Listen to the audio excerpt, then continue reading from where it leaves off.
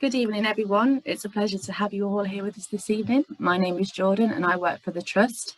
Tonight, we'll be hearing from our CEO, Tim Graham, who will give us a presentation on what the next 5 years of nature conservation looks like in Leicestershire and Rutland. If we have time at the end of the online talk, we'll be hosting a short Q&A. So if you have any questions about the talk and anything relative to the talk, please leave in the Q&A box that's open now. If we don't get around to answering your questions, please email them to us at info@lrwt.org.uk and we'll be sure to get back to you. We're delighted to host these online talks for free. However, if you do enjoy the talk and would like to share your support, you can leave us a small donation at lrwt.org.uk/donate. Right, that's everything from me, and I'll now hand you over to our CEO, Tim Graham.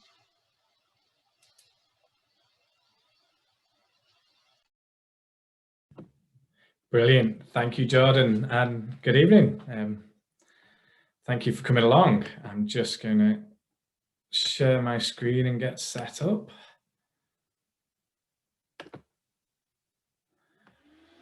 Okay, hopefully that means now you can all see my talk projecting out to your screens wherever you're watching from. So thank you very much. I'm going to be talking about the next 5 years in nature conservation, in particular, sort of thinking about some of the key elements going to be relevant to us, Leicestershire and Rutland, and the Wildlife Trust work going forward. Now, there's a lot of places I suppose I could have gone with this. Could have been a lot of sort of different things that are coming up and starting to evolve nature conservation. Gone down a lot of different tangents, perhaps rabbit holes, etc. But I've kept it quite focused, and you'll see the kind of key areas that I kind of focus on obviously by the end and conclude around.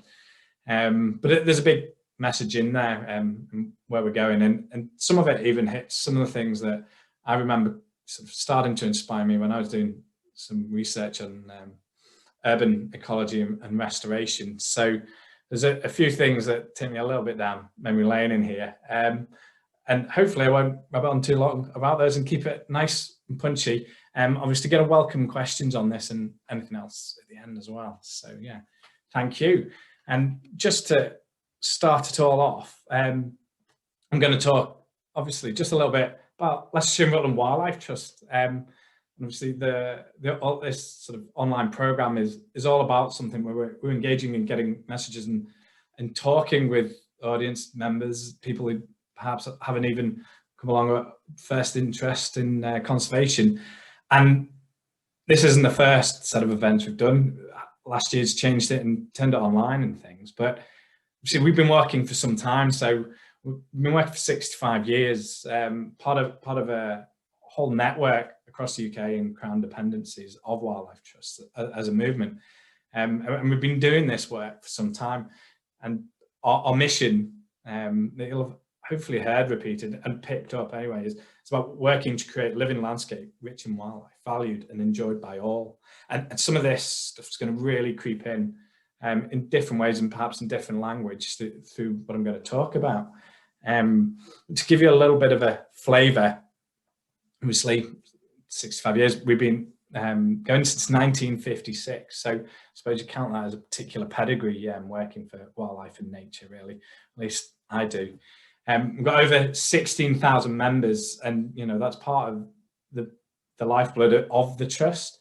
It's fantastic to have that level of support and to maintain that level of support, given the year that we've had, and that actual sort of information, the kind of values that we've seen over this last year is something I'll hit on towards the end of the talk as well. And another part of the beating heart together, along with members, is the volunteers that really help us work. And they obviously they're giving their time, their skills, their expertise, all kinds of areas of the trust. And there's over 700 volunteers. It's absolutely fantastic. A lot of ways to get involved with us, not just through the talks. And obviously we've got our professional staff as well, over 35 now, and that's really what brings our skills to bear on some of the things we're going to be talking about and what we're trying to deliver for the future as well for wildlife. And one of the first things I suppose you may have sort of really come across and sort of engaged with us via is our nature reserves. This is really what started Leicestershire and Rutland Wildlife Trust. It started the whole movement over 100 years ago in terms of making sure we're saving spaces for wildlife to thrive. And we've got an amazing inspirational selection. So I suppose what I'd say is, if you haven't got to them, have a look at our website and make sure you do get along. I'm sure many of you will have been to some of them, if not all. And it is a fantastic way to engage and really see some of those special places around Leicestershire and Rutland. And nature reserves are kind of preservation, are setting aside the space, trying to make sure we keep the last special places for nature. It's still a core part of our work. I suppose what I'm going to talk about in a bit is the fact that kind of moving beyond, we're looking beyond the boundaries, and we're wondering how that fits in, how we really turn a tide, I suppose, on what the situation is that we find ourselves in now. So what is that kind of situation? I suppose it's a difficult one to fully summarize. The way I would summarize what we're all about is probably in its simplest terms, we're about bringing nature back, whether that's in our lives, to sites, to be thriving. And the things that we're wrestling with are the ecological emergency, the climate crisis, and nature disconnect, and how people are or are not connecting, and how society is not. And so I'm going to hit on these things. It's different levels, as sort of the shape of my talk really this evening. So you'll see this slide come up in between each section really. So the ecological emergency, well, you'll have heard it from us, you'll have heard it a lot of different sources, that biodiversity is in decline, and it remains so. It's been in decline for some time. I'll show some graphs in a minute linked to that. And it's a really important point, and it's not to sort of overemphasize the kind of the threat and that kind of negative messaging. It's just the fact that if we're really going to be honest about this, we need to understand the real true state of where nature is. And that's how we're going to really progress. So really understanding this and moving on from it, being able to find out what the solution is, we need to understand exactly where we are. And it is, or it can be, quite depressing. We want to be more than stewards of decline, but it's really important to think what species may or may not be existing in the future for future generations, what that means, what that's impoverishing out there, and what we're not getting right yet. Now, so, there's national indicators really showing this, and on this graph, you can obviously really see the decline since the 1970s of farmland birds. Now, that's the decline in terms of species and numbers. Now, in terms of the actual breeding farmland birds, and this is one of the national DEFRA metrics that you can see reported on the state of nature. Now, importantly, next to that is also the overall abundance and what that really starts to show. And it's something that you may have heard a lot as stories have changed over recent years, to not just talking about the fact that we're losing species and species are declining, but overall the fact that people driving aren't really having to think about cleaning their windshields a lot. I remember that was a job that I actually had to do to earn my pocket money as a child. And I used to have to clean the windscreen and the headlights and things if we'd been on a long trip. And, it's not necessarily the kind of thing that you really feel you're having to do as much at all, because the sort of moth snowstorms, etc., that just aren't happening the same anymore. And we're witnessing this. So what we are constantly seeing is this downward trajectory. And I suppose in a simple way, what we're all about is it's trying to turn that. We're not just trying to get it back up, we're trying to get it back even more positive in effect, and into the net positive space in the future. That's what we need to be doing and what we need to be seeing. And so there's this real need for recovery. It's a phrase I've heard a lot recently, nature's recovery. It's something I didn't hear as much. It's something, the slight background, restoration ecology. It's something that I suppose got instilled in the early days of my joining the conservation sector but it's something that's really got traction. You're seeing it a lot now. It's becoming common parlance, I suppose, but it's really important, especially when we think about the UK and the state of nature, and in effect, how impoverished it can seem.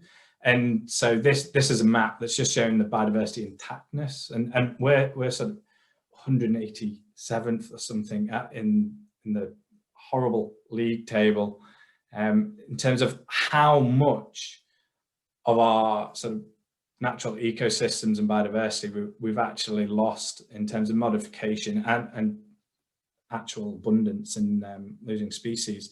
So it's really important to understand that, you know, we've got all these different states of nature across the UK, but only the last vestiges of things that even then are probably still counted as very modified compared to elsewhere around the globe.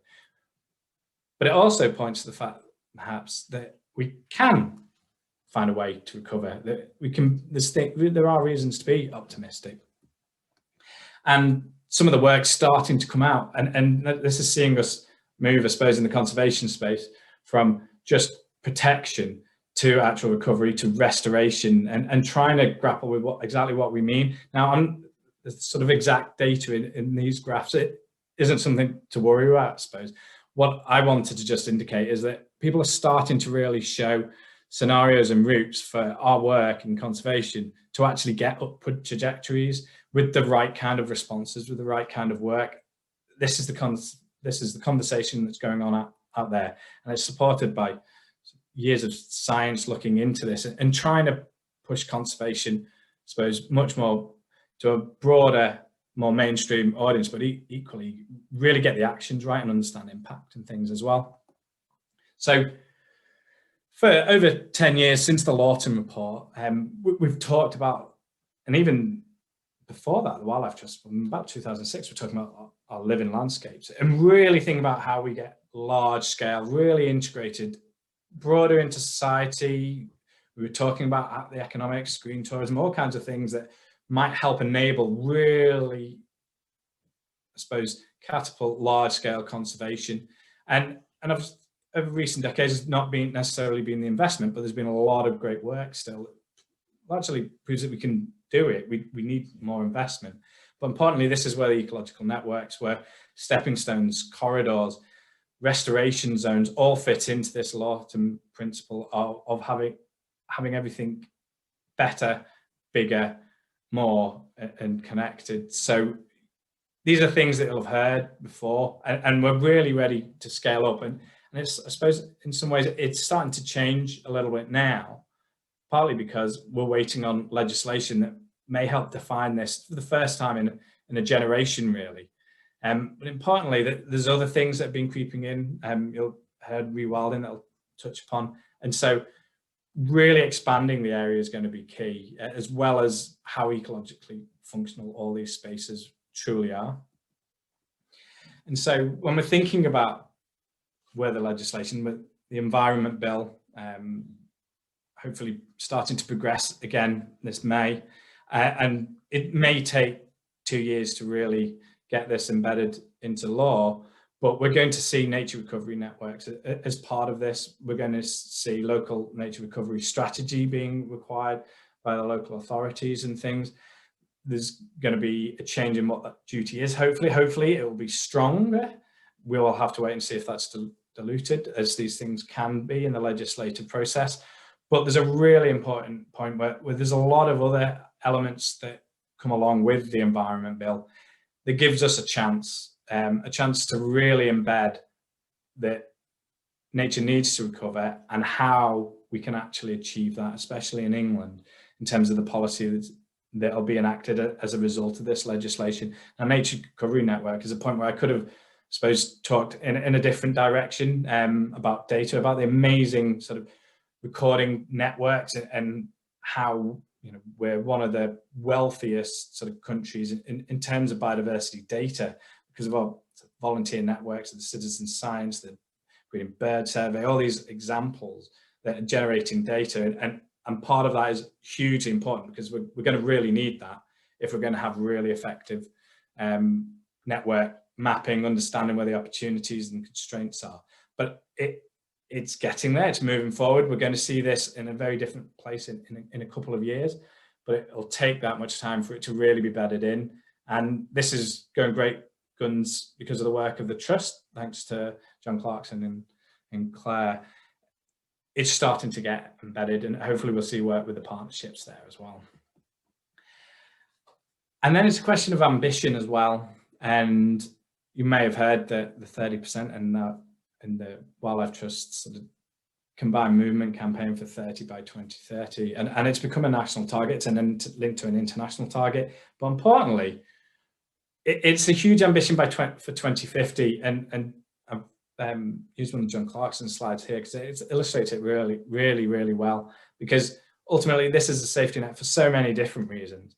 But the ambition and the science is pointing to, we need to know that 50% is working for nature. And that's one of the international targets that's starting to be debated. Hopefully, we'll manage to get put down on paper this year by the fact that it was delayed last year. It would have been last May, but we'll have to wait and see. But 50% by 2050, 30% by 2030. That's still a huge leap from where we are. So we've got a lot of work, but we need the ambition, and ultimately we need that functionality. We need that 30% for nature. It's going to be a really important one to watch, especially over the next 5 years, because we need to have taken significant strides. So what's going to help us take significant strides? Well, many of you will have heard about rewilding. I'm not going to spend too long. I do find it absolutely fascinating personally myself. There's a lot to it, and it takes you through all kinds of perspectives, from the sort of philosophy behind nature conservation and ecological restoration and things, all the way through to the very specifics and minutiae of sort of the ecology of reintroducing species that have been long extinct from areas or countries, etc. So there's a lot to it. I'm not going to go into too much detail, but I'm going to try and illustrate that it's still really important. And this isn't in Leicestershire, but it's sort of the best set of photos that I've got to really illustrate a point. And it's about sort of thinking about how we're using land and how we can enable some of this to go on. So one side of a valley, there's a river just in those woodlands, and I'm going to show you both halves of this valley. And in fact, obviously this is one view, and it's got more agricultural land and more agricultural use, but you can still see some of the woodlands towards the edge as well. And then on the other side, there's a much wilder space. It's famous for its number of reptiles and amphibians, as well as invertebrates as well on that site. But you can see a huge different dynamic. But they're both sides of the same valley. In fact, one happens to be a nature reserve and managed in a particularly wild way as well. But we're going to have to see more of this, and the word messier often comes up. But we really are seeing so many different landowners, from small scales, from people rewilding their gardens, to estates coming forward and starting to really rewild. Obviously, the Knepp estate's a famous one, and hopefully this will keep going, because it's a really powerful message about where we can take land management. Importantly, it really captured the public imagination when this really kicked off after George Monbiot's book Feral, etc. So yeah, also Isabella Tree's book, well worth a read. There's a lot that we can take about how we move land management forward to really show that it's becoming functional and allowing nature to do its work for us, hopefully. Now, I mentioned that there can often be a focus on reintroducing species, and I suppose it's a great conversation to have. Will we've seen the first trial of the lynx being reintroduced to the UK somewhere? Perhaps in the next 5 years, I don't know. It'd be interesting to think. But actually, one of the things I wanted to highlight here is, it shines a quite fashionable, sexy new light on the species that we've perhaps lost in the distant past, and the kind of, I suppose, sexier apex predators sometimes. What about the species we're likely to lose in the next 10 years, perhaps? Should we be focusing on that? Or is it about the fungi, things that are less sexy in conservation, that we should be thinking about and perhaps reintroducing? who knows, getting more systematic and understanding what it means for decision making is going to be really important, because it is going to be an increasing part of our work as we look at recovery. So it's something to get used to.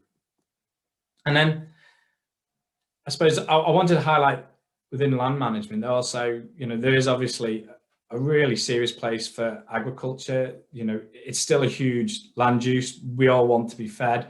We would like, locally supplied food wherever we can, ideally, I'm sure. And so we want the system to be productive. We don't want it to be removing the soil from our landscapes, for polluting with nitrogen, etc. And there's a growing movement that's supporting this in many ways, that's regenerative agriculture. So I was going to mention this because it really could be part of this much broader mix on land use, and a really point to make, really. And so it really does help evolve some of that agricultural land use. And there's a lot of people talking about this, how this is going to help protect soil, but equally there's a lot of emphasis about partnering with nature and diversity of the crops themselves and how they're produced. So there's some really important things to watch out and see where that fits in across the kinds of landscapes for Leicestershire and Rutland. Because I'm sure there's going to be interested landowners, the same in the way that we've got some interesting sort of organic estates, etc. as well. And so do watch out. It'll change some of the regimes. It's really important for carbon and climate change and things as well. So it really fits into a rounded picture. And equally, it's going to be some time. They're doing the trials now, but there is this change to subsidies that Brexit's allowed. And so the ELMs, the new environmental land management scheme. So it's going to be really interesting to see how this shifts some less of the sort of subsidies for agricultural production and more to production of ecosystem services and that side of things, and really evolving some land management. But it's still got to be productive for farmers and landowners. So it'll be really interesting, but that's a bit further down the line. It's really going to be operational more towards the end of the 5 years. But it's going to be really important, and it could be a game changer if it really enables the specialist land use that we need to see for nature's recovery, for carbon, and for connecting people to nature as well. And so, just as an example, team at Leicestershire and Rutland Wildlife has really been going great guns. It's starting to evolve this kind of work, and it can be anything from encouraging people in their own home to have a messy garden, to have no mow perhaps, all the way through to the fact that there's networks of stepping stones, golf courses wanting to get involved in this, about how these land management systems are going to evolve in terms of farmland and sharing and sparing, but corridor clubs popping up themselves, how roadside verges are going to help spread and connect across the landscape as well. But equally, we get a lot of contact about private nature reserves, getting advice, as well as our own, and how that fits in to really spread nature once the networks are up. So at the top level, how we can get this wider across a huge landscape. And in the future, these landscapes will be different. So it's great that the work's already starting, and there's some fantastic partnerships already going. So, in 5 years, watch this space to see where it's all actually managed to evolve and deliver towards. It'll be fantastic. So that's a bit on the ecological emergency. I'm possibly not going to actually hit all that much on the climate crisis as much as some people might actually think.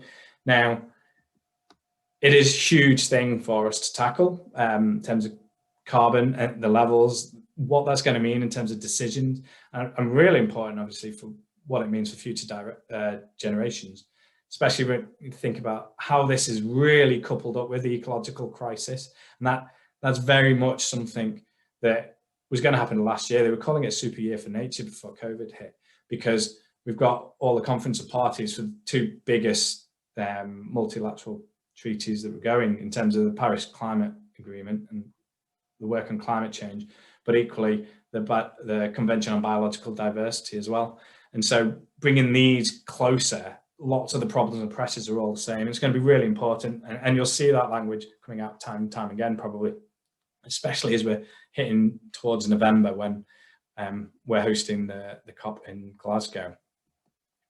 And it's really important for wildlife as well. How are they going to survive? Are they moving? If we don't have the networks, the 30% for nature, how is nature going to adapt? How are the species going to be able to move to their new climate envelopes and things? It's going to be really important. So it's not that it's not key and going to be an increasing part of sort of future decision making for how you prioritize nature conservation and its work. And there's huge amount just from making sure we protect natural habitats and the carbon that's in them, as well as restoring them. It's a huge game changer, actually, and a real nature-based solution. And when if you put that together with the impacts of weather and the way that's all going to change, it's going to be really important. And there are some areas that we've really been excelling at, actually, in terms of really trying to integrate it into our work. So just one of the examples I was going to pick was the natural flood management as a nature-based solution that could be seen at our Narborough Bog Nature Reserve with the Environment Agency.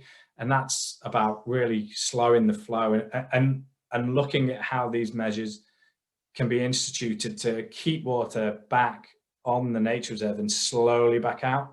And obviously, if you did that across a huge landscape, then you've got this fantastic resource, not just for wildlife, but it's also helping manage the floodwaters, protecting homes, businesses, and potentially areas of agricultural land while providing a win-win. So there's some fantastic things that can go on there.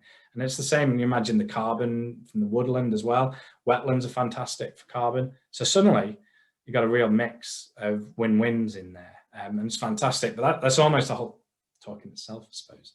So I was going to start to focus in a bit of a different area.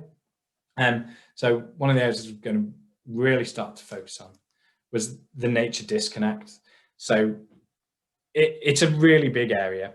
And I'm possibly going to take it to a place you might not necessarily expect to take it to, but it's really important because culturally I see that this is the kind of key for some of our action, but equally about what we're seeing about society and why we're seeing the other emergencies and crises that we are. So to quote really important patron of ourselves and the Wildlife Trust movement, no one will protect what they don't care about. No one will care about what they've never experienced. So part of our work has always been to really make sure, we're trying to make nature visible to people, that it's an experience, that these things stay with people, and we're able to encourage that value for nature, and then it passes into their decisions and things. And obviously that's a fantastic route. And there is a sort of but that sits with it. And part of that is about the difference that I'm sure from all of you, if we were all able to talk in an actual room, we'd have a lot of different sort of generations involved in the event, and we'd have different experiences. And some of those things, I myself might not be able to experience the same things that other people had, the generation before me. And one of the things that you may have heard of, it's shifting baseline syndrome. And it came out from fisheries science, actually. And the fact that sort of through time, people were experiencing the state that they'd started to experience as normality without knowing that before that it was very different, that the fish were larger, that there was a larger population. And so there's this evolution of decreasing expectation almost for the state of nature. And it's really important about what we're talking about, because obviously we're talking about recovery, we're talking about an improved state, and actually that's quite hard to visualize, and we're trying to give everything back to a future generation who might not have experienced some of that, or it might be harder for them to value because it's no longer there. So we've got a real mission to make sure they understand, I suppose, how we grew up, and some of those things that really valued, that they should be allowed, or that are really important to protect, so that we don't lose some of them. So one of the examples is just as common, or was as common as a hedgehog, I should say. So I remember seeing them all the time growing up. I was lucky enough to have red squirrels, actually. But now, the lack of children being able to actually see and experience hedgehogs just through the back garden, etc. In 2015, I think it was already down to only 60% of children having that experience. Now it's probably even less. But that's an experience where I suppose they've found a a lasting stronghold compared to being pushed out of the wider landscape, often to the suburban areas. And they're still struggling there. So it's really serious. Will future children be able to experience a hedgehog and its snuffling and the noises it can make? Who knows? And then will future generations see these species? Really important. So curlew, hearing that call, that might already really be out of the pitch. Perhaps can we do enough to make sure they expand and recover? Really hope so, because they should be a common feature of people's experiences out there. And then one just down the line, perhaps what I'd call a peewit, from where I'm from. The lapwing, how closely behind will its decline continue? And how do we feel? Do we feel it's our mission to make sure that they're staying in our landscape, that their populations are restored and recovered to where they should be? And so these are parts of people's everyday lives again. I think it's really important. And we'll hear more of those conversations coming out, I think. And part of this solution is, and hopefully many of you will have experienced it through our work, is about spending time in nature and giving people that time. Now, this isn't really a sort of full dedicated nature reserve, but it's about that experience of fun and wild play that's been planned out within the right setting, and really allowing a lot of time to be spent. We know all the benefits, and I could have at this point gone off in tangent to health and well-being and how much it helps the restoration of sort of mental health, of recovery after surgery, of reducing stress, even on commutes, and being able to visibly see wild landscapes. Huge impacts, really positive. That's one for another time, really. And we've got some great work that goes on engaging this. We've got wild forest schools. So in effect, taking forest schools into the city of Leicester. And this has been going on for a number of years. And we're literally engaging thousands of children each year. Fantastic. They wouldn't necessarily have got out to the same kinds of spaces outside. Depending on what's going on, they don't necessarily have the same connection or the same options available to get out to wilder landscapes and to bigger, larger green spaces, etc. So this makes sure that they do, and that those sort of nature engaged, then positive reinforcing nature experiences start really early. And obviously we've got our own Wildlife Watch, and I suppose in a different way, this is starting to expand and really engage quite specifically nature in different ways, in a really fun, positive way that hopefully stays with them in these positive experiences for life, which is why we emphasise sort of family and the young people work within our education and engagement. And so we're doing hundreds of events involving thousands of children each year, and it's fantastic. But as a society, we do need to do more. So there's been a lot of work looking at disconnect and what it is, and how, and part of our work is part of that solution, but there needs to be some wider work. And what I'm going to mention here, really, I suppose, is the fact that all aspects of modern life seem to be quite disconnected from nature. We're losing nature from our lives, from our culture. And the letter I've got at the bottom here, why conservationists should heed Pokemon. It just highlights something for me, because basically what researchers found out was that children are able to name all the Pokemons, but they can hardly name species that they see. And so, there's all this work you might have heard of about natural history GCSE and things. We need all these kinds of things. And that's because some of the research that started to come out is about 5 years ago or something like that. And it showed it disappearing from cultural products and culture in general. And I'd say perhaps this is part of the reason why we struggle so much with it being part of decision-making, etc., because it's literally been leaking, not for everybody, but in general, in society, it's sort of got a weak position. And as an example, it's another sort of downward graph, unfortunately. This is actually song lyrics that the researchers published a study around. So they studied a lot of different things, including loss of words from dictionaries and things, but that's the loss. So down to sort of 33% in effect, the use of nature, natural terms within song lyrics since the 50s and things. And that was just one example of where this sort of emphasis on nature in our lives has sort of been leaking away, really. But it's not all bad, because we are seeing the fight back, as it were, and I think that's where we kind of are now.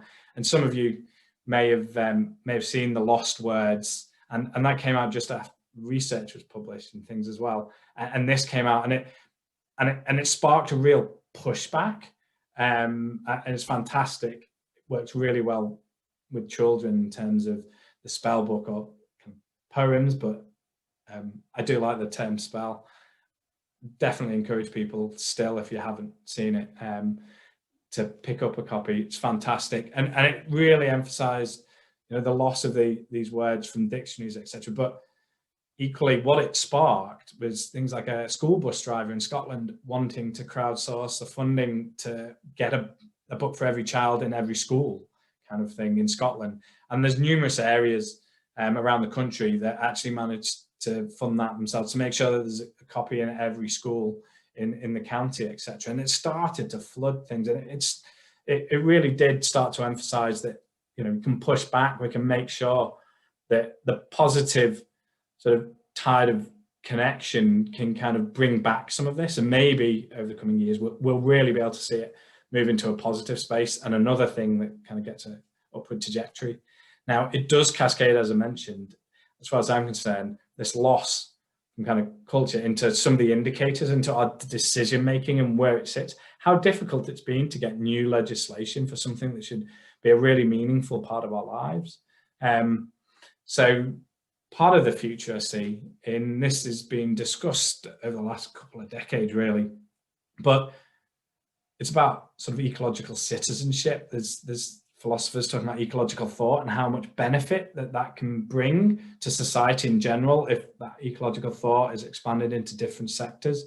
And I as an ecologist, perhaps I just say that, but I do think it's a really positive force. We're seeing it more and more as people are starting to emphasize and look at their impacts and make decisions, that actual that the citizenship and the kind of cultural aspects are really starting to have ecology emphasized as part of it, and relatively young science, I suppose, ecology, even if it's over 100 years. But you know, it's going to have to be emphasized. That's going to be, in my mind, become a major part, and we'd start to see some of the indicators coming through, and it becomes important when you start thinking about what some of these things actually mean to society, when you can find the figures. This is one example linked to green space study in the Lancet, and really, you know, your access to green space and the impact and links with mortality rate and what that means for areas of deprivation in our cities, etc., and why we should be building in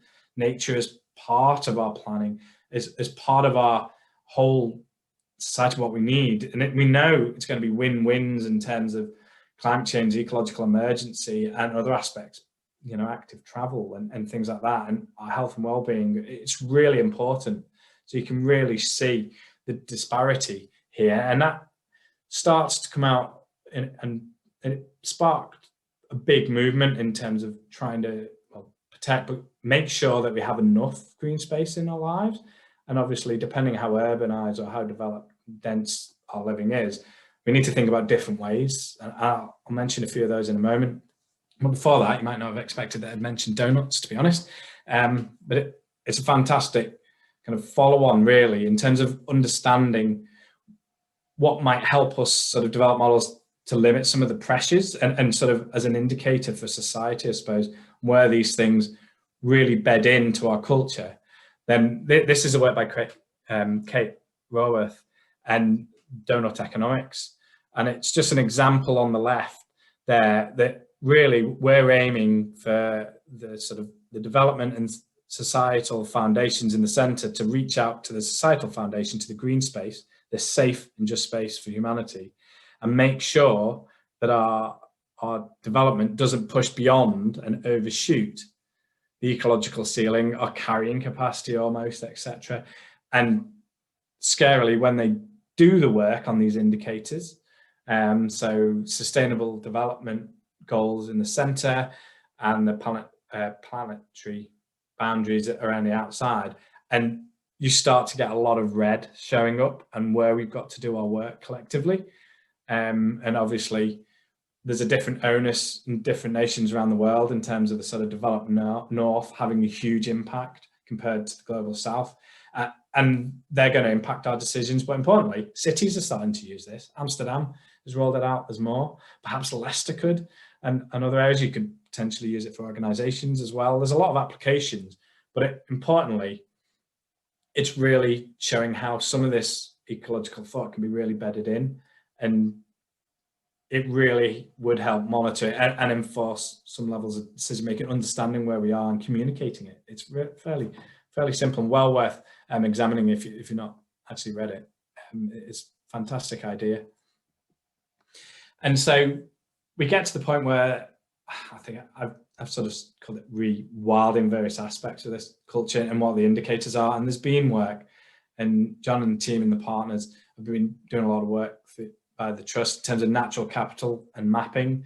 And, you know, it can be controversial, but importantly, we need to know that decision making is taken right account, that we're looking at full costs, and there's a lot of work in there, and it needs to be part of the mix, and we can make better decision making. It'll be a key indicator to look at where this gets to. Will companies and businesses be reporting on natural capital assets, on their supply chain impacts?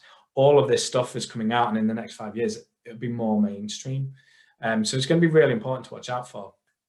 And obviously, it's how it all fits into our lives as well, in the fact that we think about urban areas and what could be done and how it could be planned. And is there enough green space given to new developments? What kind of impact are the new developments having? What land is it on?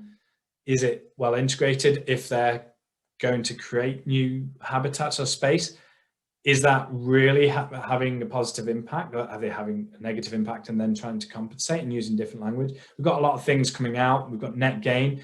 We need to use everything in our armory, as it were. But first off, we need a lot of positive planning. We can do so much. Are they supported right? Perhaps not. We could have green roofs everywhere, swift boxes. It's not taking away the fact that we need to make sure we're not impacting these populations, etc., through our decisions anyway.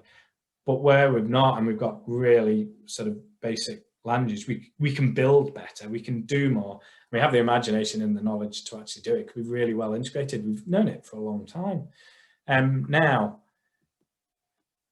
one of the examples I'm going to throw out there, it's actually linked to Leicestershire Wildlife Trust and building with nature. So there is a green infrastructure actual benchmark now that developers can use, and it really will integrate far more wild into our lives. And hopefully over the next 5 years, we're going to see that consistent. We're going to have to fight for it, but we can, and the solutions are there, and we need to invest in that way as well. And just to kind of give you, I suppose, a question, how ambitious can it get? And some of you may have seen this because the photo goes around. This is one of the things that I remember being in planning when I was doing some research on urban ecology and a bit of landscape design and things, and it had already taken off as a plan, and people wondered if it would happen, and obviously it did. So this is Milan, the Bosco Verticale. I'm probably not pronounced that right, but importantly, there's just so much out there that is actually being done. If you Google Singapore and sort of green roofs, there's buildings that have about 4 acres of outdoor space on high-rise flats and things like that. So people are starting to think about this, and it's not a surrogate for what we need to protect and really restore just for nature, but we can do everything a lot better. And I think that's a sign of how ecologically literate we're becoming as a society as well. And importantly, I suppose, where am I going with this? Well, part of what we need to do is really build the momentum that generates a movement for this kind of change, that makes sure that our culture and nature within our culture is saved and enhanced and recovers as well, because it does need to recover. And importantly, there's some science behind this as well. And that's all about hitting a tipping point for behavioural change in social movements, and that's about getting 1 in 4 people taking action and supporting the movement. And it's going to be really important over the next 5 years that we're really making progress on this. And there's a lot of reasons to be optimistic, actually, and I will hit on that in a moment. So it's going to be an important part of our strategy in Nature Disconnect to really get everybody. So all of you who are members already are already part of this movement, really. And those, if you do, who aren't, are kind of engaging on your first steps, perhaps, or being active in other ways. You can always join, but you're listening to this and you're already on that sort of step and journey, really. So let's see where all that can go. We're going to need 25% of the population to help get us past that tipping point, and there's no going back then. Obviously, part of the things that come to mind about that and movements might be some of the strikes. Not necessarily thinking about that's not necessarily what it's all about, and it's not what Leicestershire and Rutland Wildlife Trust are all about. I have to admit that I do know some people very close to me that particularly enjoyed some of these activities, but it's actually about other things and being actively involved and seeing a real level, hopefully, of where your actions are impacting for biodiversity. And so one of the things might be joining our national campaign demanding the end of use of peat and compost. Now, you could all choose to go peat-free. That might be one thing. You go at home, you could sign the petition. Equally, you could get involved with us. You could double your donation by donating to our pollinator appeal that's going on this week. And obviously, those of you who aren't members can also join. What a brilliant way to support this kind of work. And there's a reason why we can be really positive. I'm going to start with a slightly negative photo, I suppose, in many ways. So nearly 80 years to the day, maybe 11 days off that. And this is towards the end of the Blitz. This is famous Blitz project photo.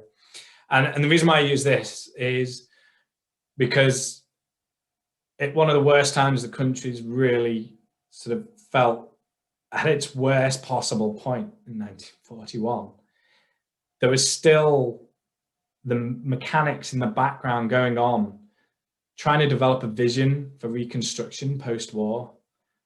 Now, some of these points, they didn't even know they were going to win, but they knew what the vision was. And part of that vision is what gave birth to the Nature Conservancy and the 1949 National Park Act, triple SIs, off what was our first step in real solid nature conservation. But equally, we're world leaders at that point.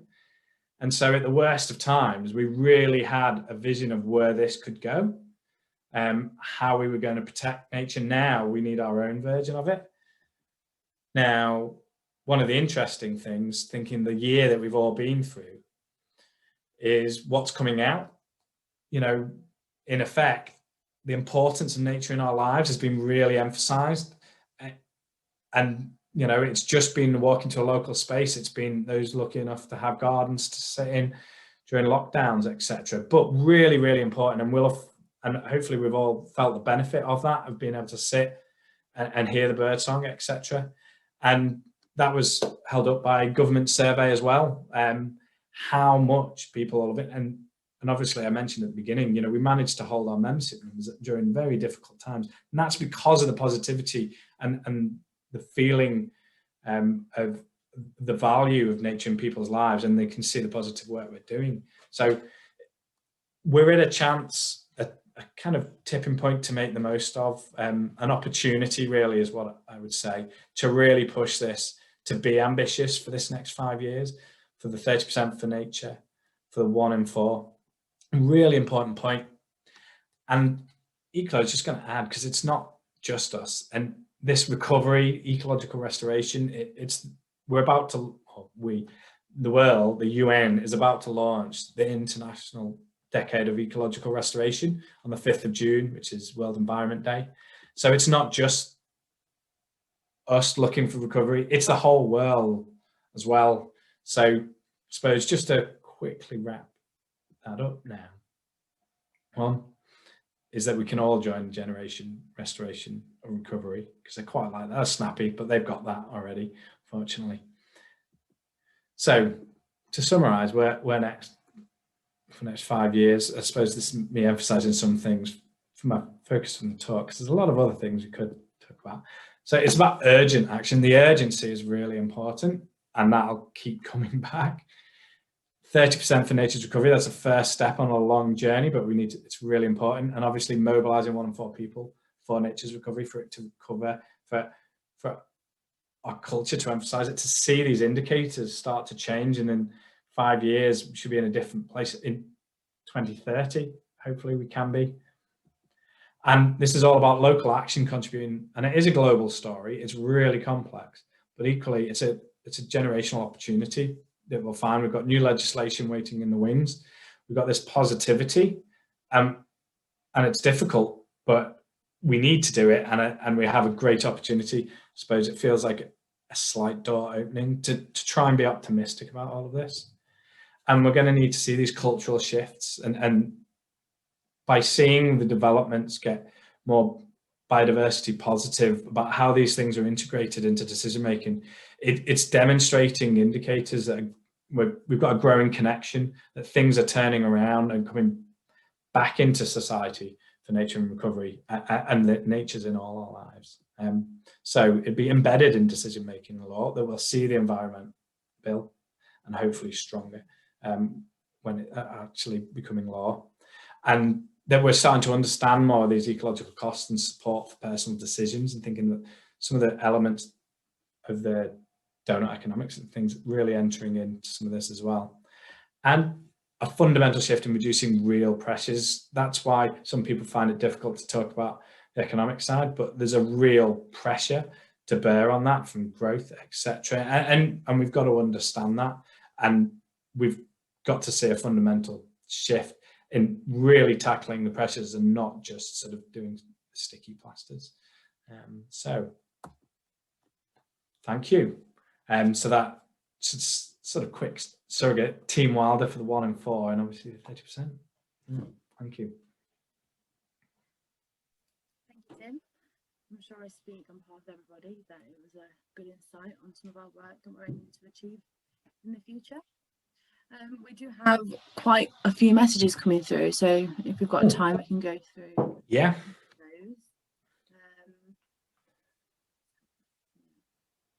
Oh, I can't hear you all the time. I'm sorry, Jordan. Oh, sorry. I have to speak. I have to shout. Oh, yeah, there we go. So Stella has asked, is the Trust looking at linking in with green social prescribing, connecting people with nature to improve their well-being? Oh, interesting. Well, so we had a project called Time in Nature that was running over at Rutland Water, and that was in partnership with local county council, Age UK, and Dementia Adventure, and it was all about helping dementia sufferers and their carers, and obviously the positivity of some of that time, the sessions in nature on the nature reserve. So I suppose in some ways we had a little trial there that was absolutely fantastic, and there's certainly some fantastic work there. There was a couple of pilots launched that we did manage to get organised with, but there's some great work that we could be doing. So it's one of the things that I could have talked about health and well-being and that social prescribing things, and it's almost a talk in itself. But that would be a fantastic indicator to show, where culturally nature's starting to become, because it's so preventative, but equally it's therapeutic and really helps the recovery in so many different ways. It'd be great to see that entering. I know it is a number of hospital designs and things for their landscapes as well. We've seen it as well for a lot of some questions that we've got is about membership and through COVID and how that was affected. And I think that people relied on nature during COVID, didn't they, for their... Yeah, it's an interesting one, because obviously economically people were feeling things in that, in the wallets, quite, and that. So we did see, people having to cancel, etc. As you would expect, because of these kind of the economic impacts and things like that. But it's almost like a bit of groundswell of positivity, you know, and how it was still generating new members and people seeking us out as well, perhaps. But there were so many sort of surveys and things and various polls that we know that there was a real groundswell in public opinion on support for nature, wildlife, environment, that it was entering the public consciousness in a different way, because, and that was, I think, starting to come out straight away after the first lockdown, towards the end of the first lockdown. So we were really starting to see that level of support, and perhaps it meant that usually there's a core of people, you know, who are really, say, more outdoorsy, know their stuff about nature, etc., that are always going to be supportive. And it broadened out. It was real cross-section of society, really understanding what it was doing for them, you know, at the worst of times. So there was definitely a lot of support. And so we were really lucky to sort of maintain our membership there, because and it does have a big impact on us, you know, and therefore the work we can do for nature. Another couple of questions that we've got is, so obviously you highlighted some areas that we've got to work on nationally to improve nature wellbeing in the future, and some people have asked how we work with other trusts in tackling these strategies together. Yeah, it's a very good question, and it can be quite long or quite short, I suppose. And so we are a movement, so we're a sort of federated structure. So we've got a central charity, LRWT, that helps coordinate at a UK government level and support various levels of coordination between us as well. So a lot of that is up to us, how it's sort of run and influencing its direction. So we work together very, very well. Obviously, there's certain things as a local trust we can't do really, so we don't go into Whitehall, etc., or anything like that. So there's a real relevance for us to coordinate. And lots of this work is, I suppose, some of the best examples of how we're coordinating. We're just at point of, we've got a new CEO, the head of the movement, and developing a new strategy there. And really, you know, that's energized in the same way as Leicestershire and Rutland Wildlife Trust is. So there's a lot of, potentially, you know, while there's a lot of work to do because nature is in a bad state, it feels like there's a lot that we can do, especially together. And then obviously we work kind of regionally, not just nationally, but with our neighbouring trusts, with other trusts. That could be because sort of urban areas, cities working together. It could be about rivers, catchments, could be topics, how we engage, education, various things. So largely we work in partnership all the time wherever we can, because it's almost a learning body as well, because people are doing different things in different areas and we can share all that knowledge. So we've got quite a lot of questions that I think will require a lot of time to answer them. So for those that are looking for a reply, please do email us and we'll be sure to get back to you. But I'm sure we can squeeze another one in now, one last one. I'm happy with that. Oh yeah. Yeah. So we've got a lot of members on this talk tonight, and David has asked for volunteers, about volunteers. He wants to know if the volunteer role and contribution will likely change in the next 5 years. What more could you ask of us? Oh, that's an interesting one. So how will volunteer roles change? Is that? Yeah, I think so. Yeah, that's quite a big question actually, really. Yeah. So yeah, how will the volunteer? Well, obviously we've kind of got a mainstay of how involved volunteers are in various ways. You know, you're thinking about the volunteer work parties and things like that, and we're going to, you know, we're still going to need that. In some ways, if you reflect on the fact that we've got 30% for nature, it might just change on where we're doing it. You know, will it be, if we're trying to get land into being sort of more in control of itself through ecological processes and things, perhaps it's about not just being on our reserves, I don't know, in the future, but being close by, we're extending beyond the boundaries, perhaps, who knows? Equally, there might be more volunteer, so different opportunities. If we're going to have a movement, you know, think about our local groups as volunteer opportunities and things, and what they might want to do. Lots of people contact us about planning and things. And so it might be quite a different, there might just be a broader way of sort of getting involved. But certainly I don't see that sort of the need decreasing. I suppose into the longer term, there's a big question of what happens when retirement shrinks or stops, or whatever happens in the very long term future, way beyond 5 years. But, you know, there's a question, how much time, or how will the working week change? Who knows? Maybe there'll be more time to volunteer if everybody's on a 4-day week. Who knows? But that's way down and really hypothetical. But there's obviously those big changes somewhere in the future as things and sort of wealth change through generations as well. Yeah, I'm sure as our work expands, our need for volunteer help will expand with it as well. Yeah, absolutely. Yeah, very good point. So we have run over a little bit. Is there anything else you'd like to add, Tim? No, just thank you for watching and listening. We do have quite a few questions coming in, so please do email them to us at info@LRWT, and myself and the team will be happy to get back to you with an answer.